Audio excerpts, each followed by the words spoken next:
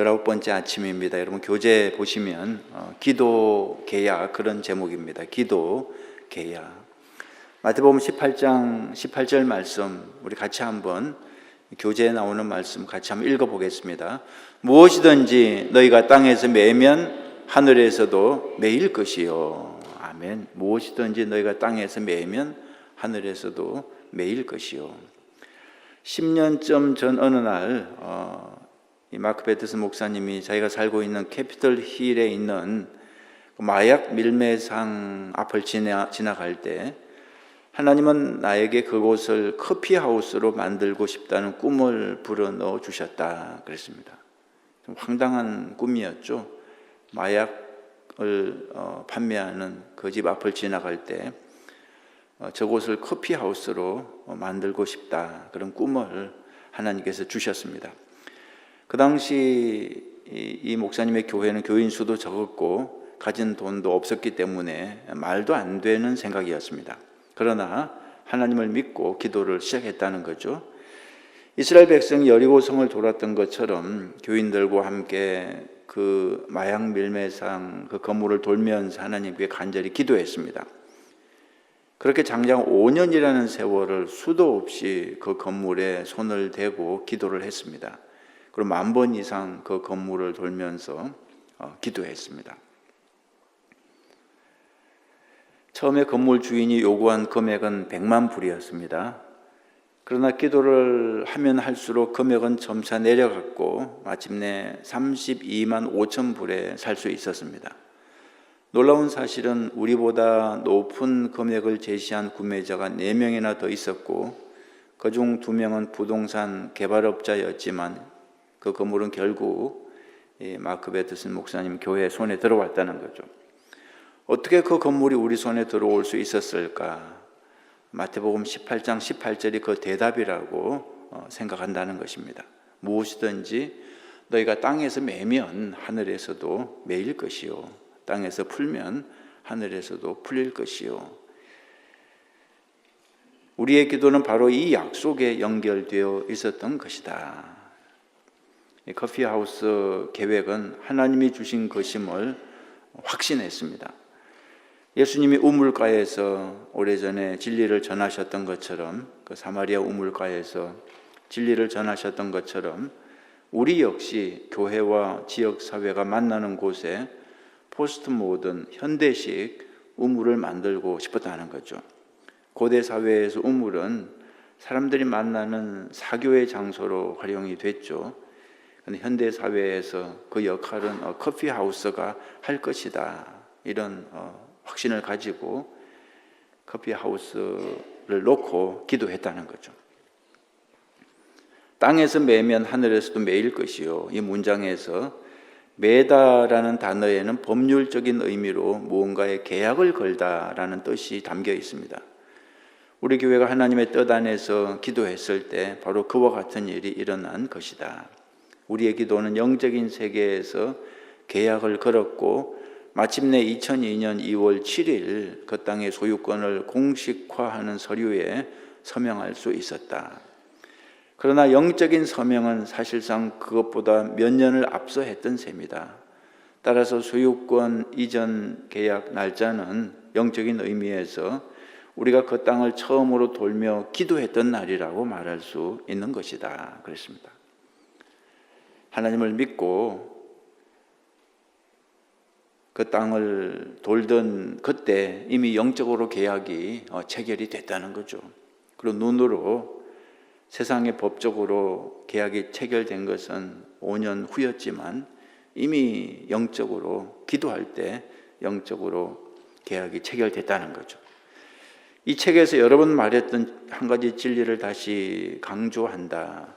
기도의 목적은 우리가 원하는 걸 갖는 게 아니다 그랬습니다. 계속해서 강조하는 말씀이죠. 기도의 목적은 내가 원하는 걸 소유하는 게 아닙니다. 기도의 목적은 하나님이 원하시는 게 무엇인지 하나님의 뜻이 무엇인지를 깨닫는 것입니다. 커피하우스도 내가 원한 그런 기도 제목이 아니라 하나님이 원하신 기도 제목을 주신 거죠. 당신의 기도가 하나님의 뜻 안에 있다면 그 기도는 왕이신 하나님의 전적인 후원을 받고 있다는 걸 명심하라 그랬습니다.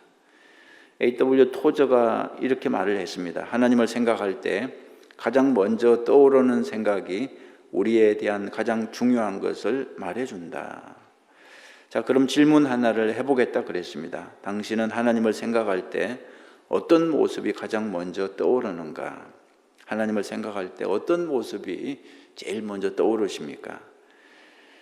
이 마크 베터슨 목사님은 어깨에 어린 양을 메고 있는 모습이 솔직히 말해서 제일 먼저 떠오른다고 그랬습니다. 왜냐하면 그 그림이 어렸을 때 할아버지 집에 걸려 있었기 때문에, 그 그림을 보고 자랐기 때문에 그 그림이 제일 먼저 떠오른다 그랬습니다. 하지만 대부분의 사람은 십자가에 달린 예수님의 모습이 제일 먼저 떠오른다고 그럽니다. 그 끔찍한 십자가가 진정한 사랑을 보여주는 적나라한 모습임에는 틀림이 없습니다. 하지만 이것을 알아야 한다. 기도할 때 우리는 십자가에 달린 예수님을 향해 기도하는 것이 아니다 그랬습니다. 예수님은 지금 보좌에 앉아 계시고 이 세상은 그분의 발등상이다. 이 세상은 우리 주님께서 다스리는 그런 세상이죠.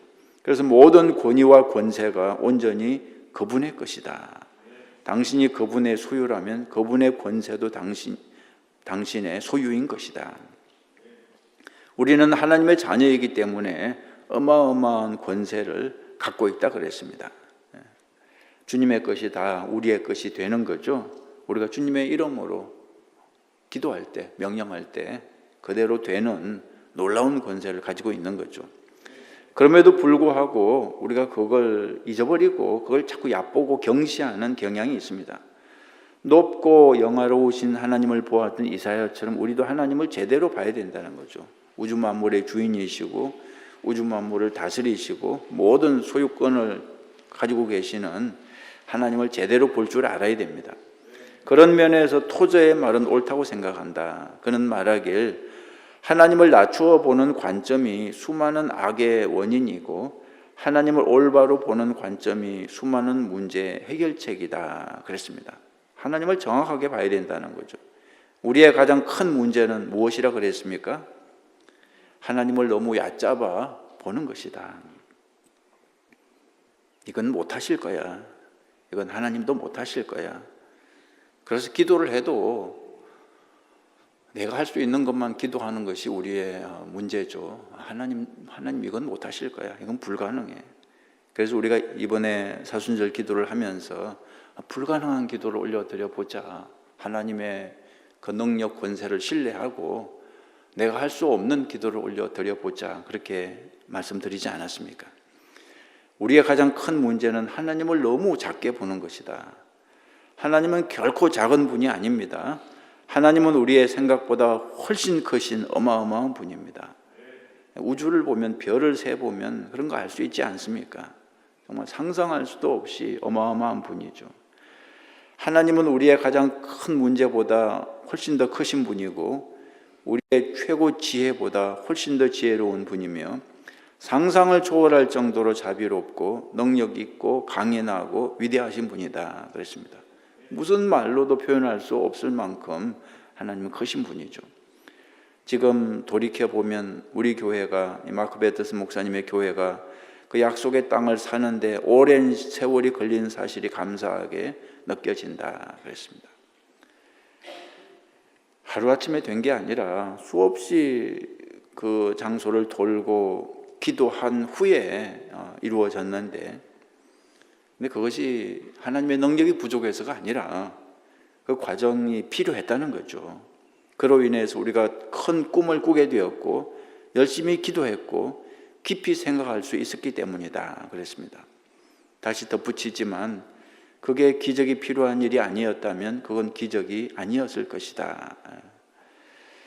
믿음의 한계점까지 밀어붙이신 덕에 믿음의 근육도 더욱 튼튼해졌다 그랬습니다.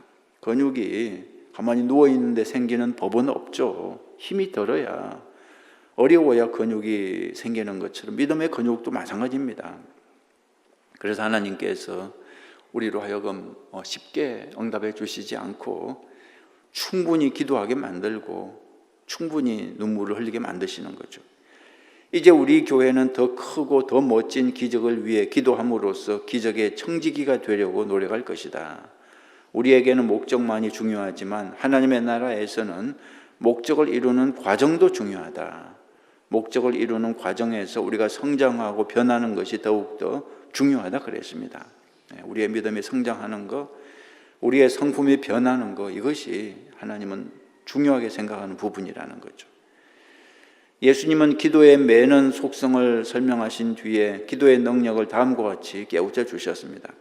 마태복음 18장 19절 20절에 있는 말씀 우리 같이 읽어보겠습니다. 너희 중에 두 사람이 땅에서 합심하여 무엇이든지 구하면 하늘에 계신 내 아버지께서 그들을 위하여 이루게 하시리라. 두세 사람이 내 이름으로 모인 곳에는 나도 그들 중에 있느니라 그랬습니다. 이 원 그리기 기도, 이제 그 의미를 아셨죠? 우리가 원을 그리며 기도하는, 처음에 이 교재를 보면서 기도의 원 그리기, 이게 무슨 뜻일까 이상하게 생각했을 텐데 이제는 지금은 아시겠죠? 기도의 원을 그리는 의미, 두 가지 이중의 의미가 있는데요. 하나는 특정한 기도 제목의 원을 그리며 기도한다는 뜻입니다. 저 커피하우스를 위해서 이 교회가 기도했던 것처럼 구체적인 기도 제목의 원을 그리면서 기도하는 것을 말합니다. 또 하나는 두세 사람이 모여 기도할 때 그들이 합심해서 기도의 원을 만들어서 기도를 한다는 뜻입니다. 그건 마치 2배, 3배로 크게 원을 그리는 것과 마찬가지라는 거죠.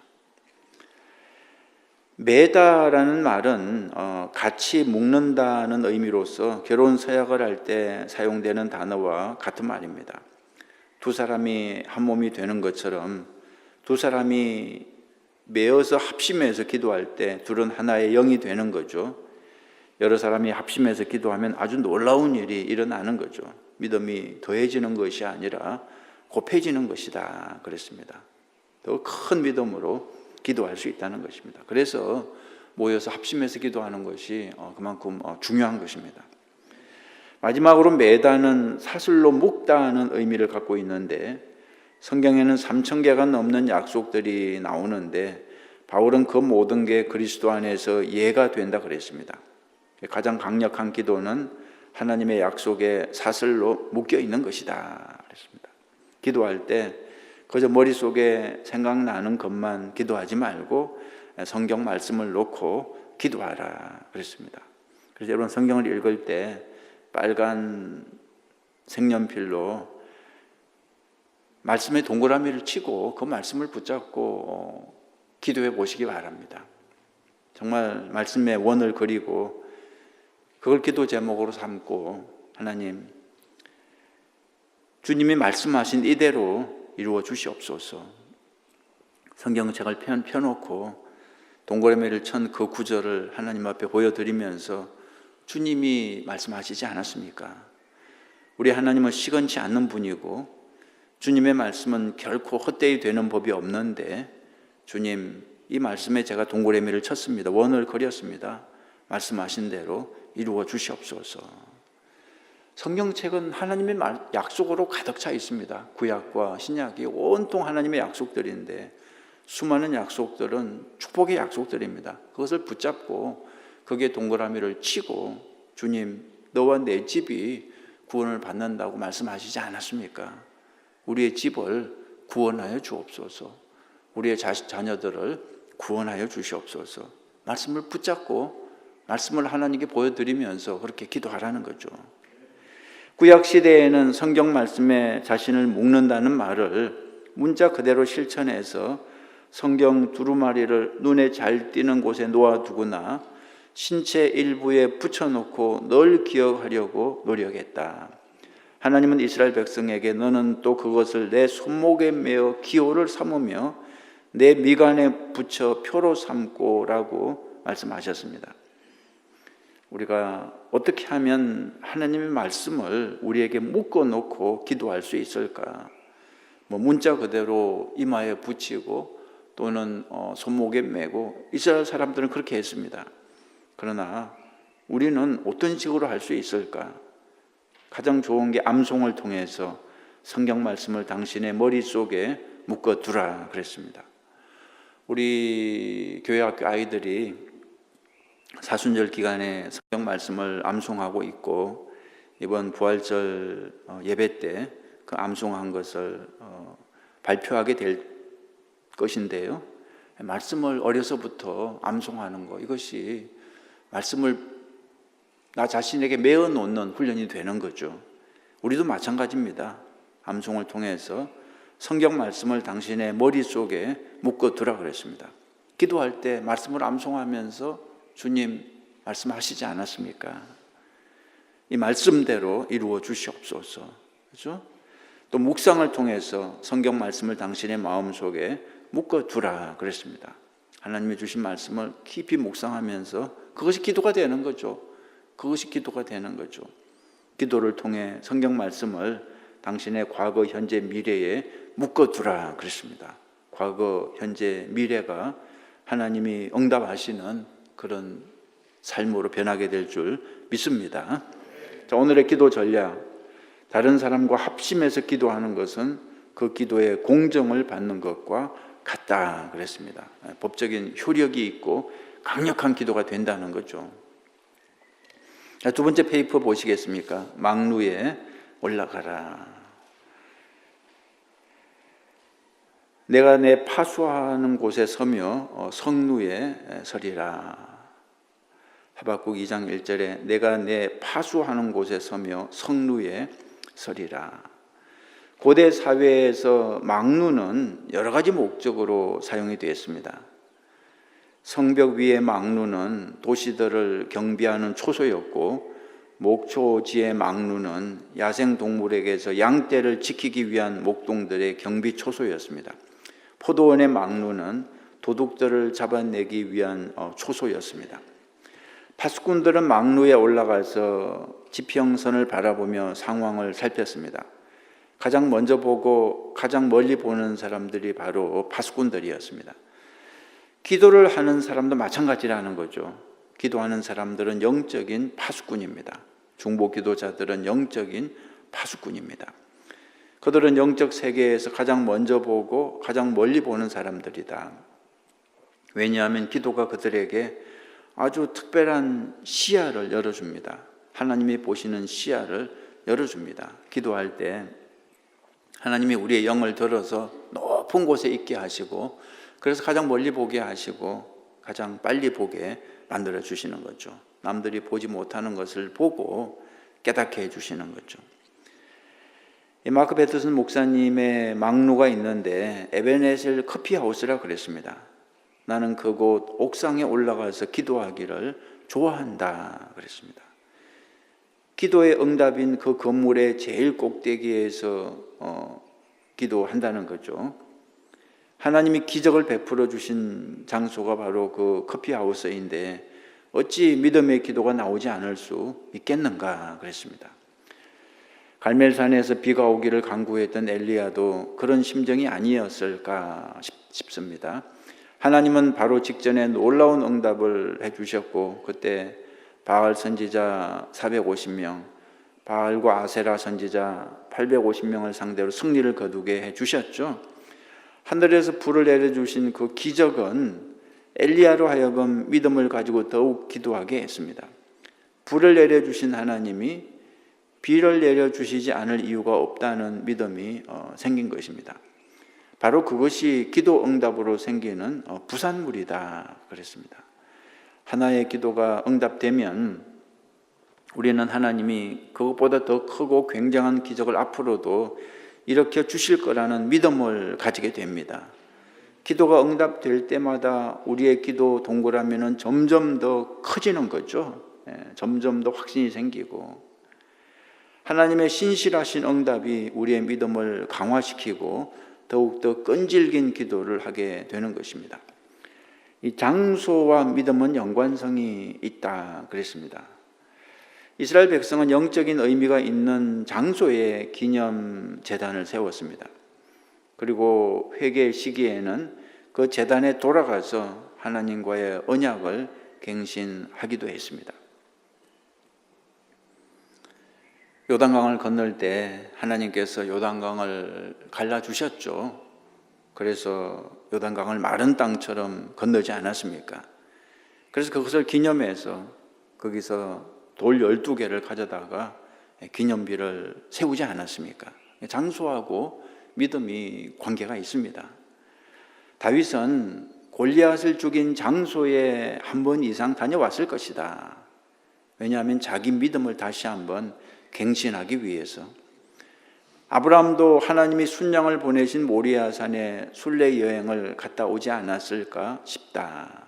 그 장소에 다시 한번 가서 하나님께서 여기서 나에게 기적을 보여주셨지. 여기 여호와 일의 기적을 하나님이 보여주셨지. 그렇게 믿음을 다시 한번 새롭게 했을 것입니다. 베드로는 무리를 걸었던 갈릴리 바다를 다시 가서 우리 주님께서 나를 여기서 물 위를 걷게 하셨지. 다시 자신의 믿음을 새롭게 했을 것이고, 바울은 하나님이 눈을 멀게 한 다메섹 길에 자신의 제단을 만들었을 것이며, 삭개오는 예수님과 처음 대면했던 뽕나무 위를 손자들에게 올라가 보라고 했을 것이다.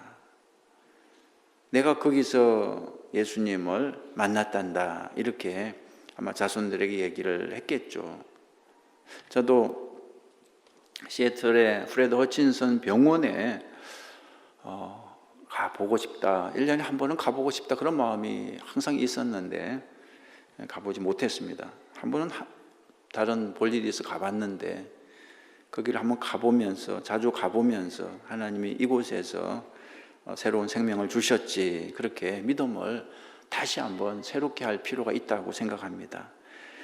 영적인 의미가 담긴 장소를 돌아보는 것도 신앙생활의 한 부분이 되어야 한다 그랬습니다. 이 마크 베터슨 목사님은 미네소타주의 알렉산드리아에 있는 소방목장을 가끔 찾아가곤 한다 그랬습니다. 그곳에서 목회자의 사명을 받았기 때문입니다. 기도하는 법을 배웠던 모교 예배실의 발코니와 하나님의 신실하심을 기억나게 하는 장소들도 방문해 본다 그랬습니다. 그런 이유 말고도 기도에 집중할 수 있거나 혹은 믿음이 강해지는 곳이 있다면 거기서 기도하는 게 좋다 그랬습니다. 여러분은 어디에 가면 기도에 집중이 되십니까? 그런 장소를 좀 발견해서, 또는 그런 물건을 이렇게 좀 다시 한번 만지면서 우리의 믿음을 새롭게 할 수 있다는 거죠. 어느 고대 번역본은 하박국 2장 1절을 내가 내 파수하는 곳에 서며 원 안에 서리라 이렇게 번역을 해놨습니다. 내가 내 파수하는 곳에 서며 원 안에 서리라, 그렇게 번역할 수도 있다는 거죠. 혼인은 바로 이 말씀에 영감을 받아서 모래 위에 원을 그려놓고 비를 내리게 해달라고 기도했다는 거죠. 그는 원 안에 들어가서 무릎을 꿇고 한 세대를 구할 기도를 시작했습니다. 만유의 주제 여호와여, 제가 당신의 위대한 이름 앞에 맹세하오니 당신의 자녀들에게 자비를 베풀기 전에는 절대 이 원을 나가지 않겠습니다. 혼인은 그 안에서 죽을 각오를 하고 있었습니다. 다시 말하지만 원을 그리는 것 자체에 마법의 힘이 있는 건 아닙니다. 하지만 그건 매우 성경적인 어떤 행동, 사인이죠. 살다 보면 하나님의 영역을 표시해야 할 때가 옵니다. 하나님의 마음에 주신 약속 안에서 원을 그리고 그 안에 들어가 하나님이 응답하실 때까지 나오지 않겠다는 각오를 해야 한다는 거죠. 물리적으로 모래 위에 동그라미를 치는 것은 어떤 상징적인 행동이 있죠. 그 실제적인 의미는 하나님의 약속 안에서 원을 그리는 겁니다.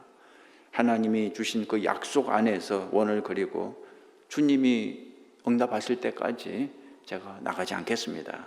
포기하지 않겠습니다. 그런 뜻이죠.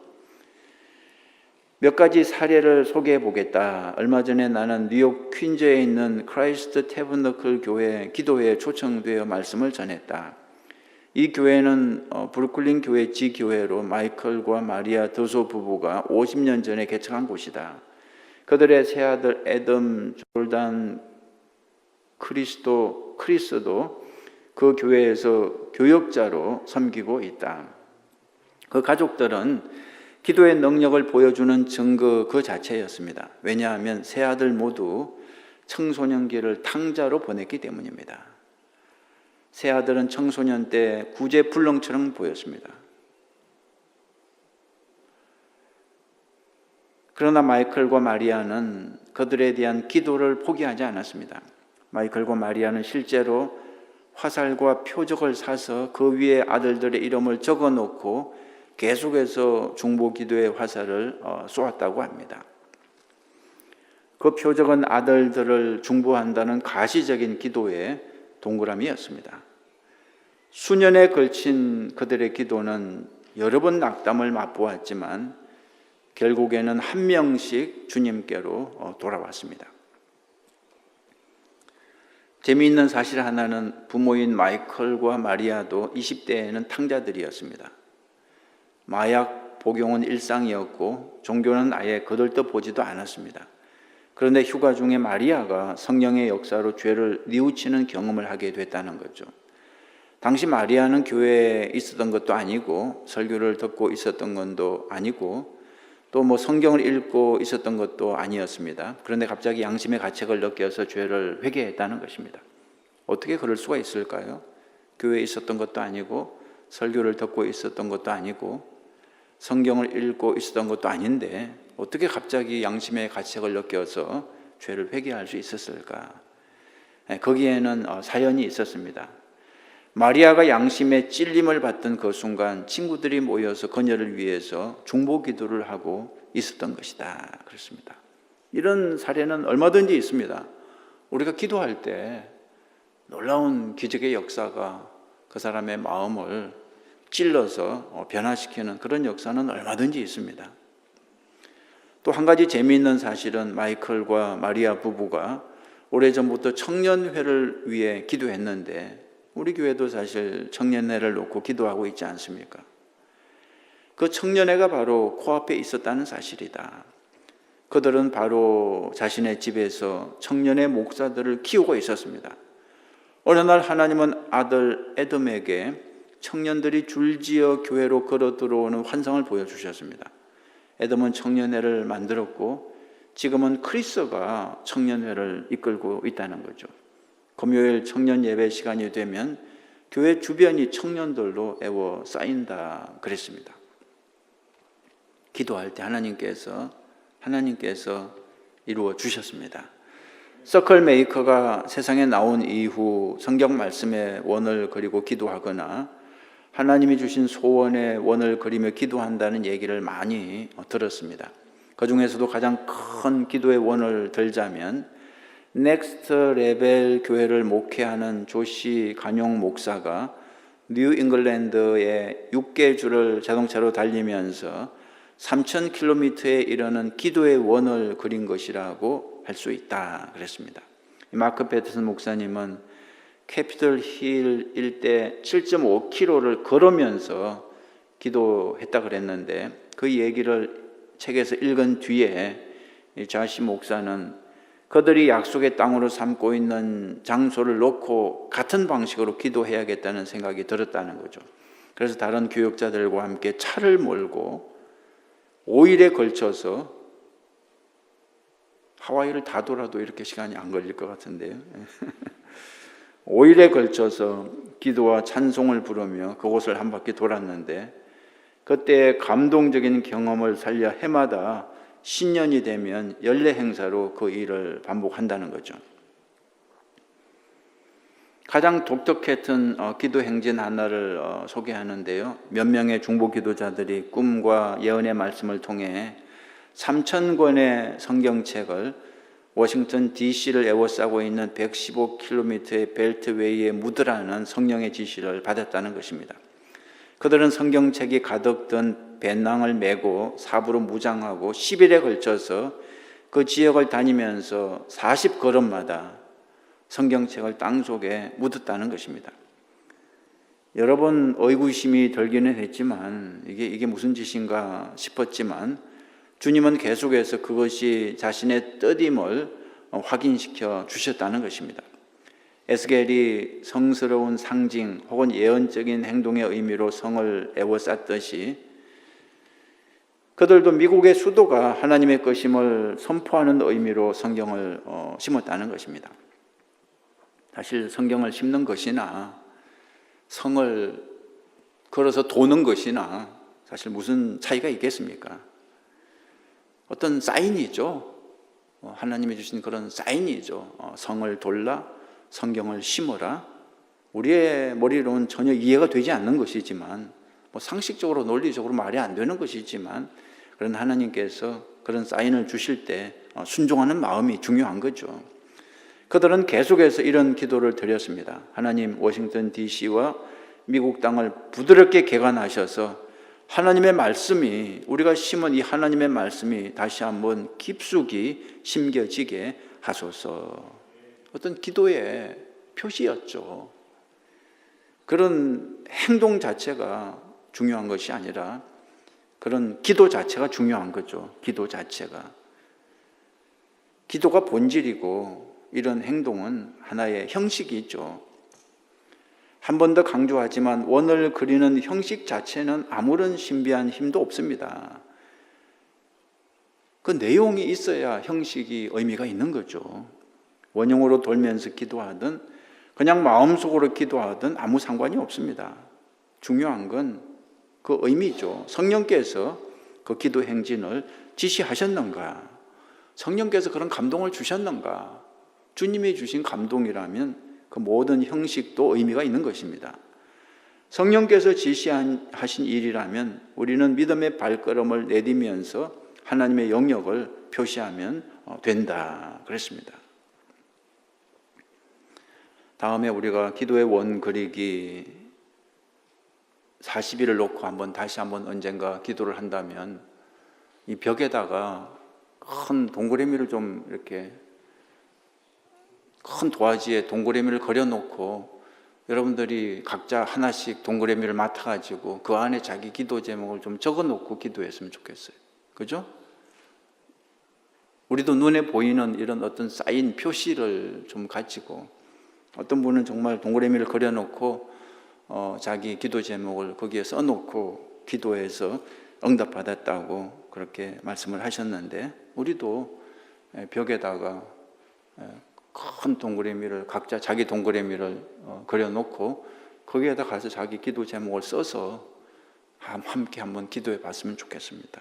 재미가 있잖아요. 그러면 재미도 있고 눈에 보이는 사인도 있고 성경책을 이렇게 묻기도 하는데 우리가 그 정도는 얼마든지 할 수 있죠. 오늘의 기도 전략 보면 영적 의미가 있는 장소로 돌아가는 것은 앞으로의 길을 찾는 데 도움을 준다 그랬습니다. 기도하실 때 하나님께서 과거에 응답해 주신 그런 의미가 있는 장소로 한번 가서 그 장소에서 다시 한번 기도해 보시고 그런 물건이 있으면 그런 물건을 다시 한번 하나님께 올려드리면서 기도해 보시기 바랍니다.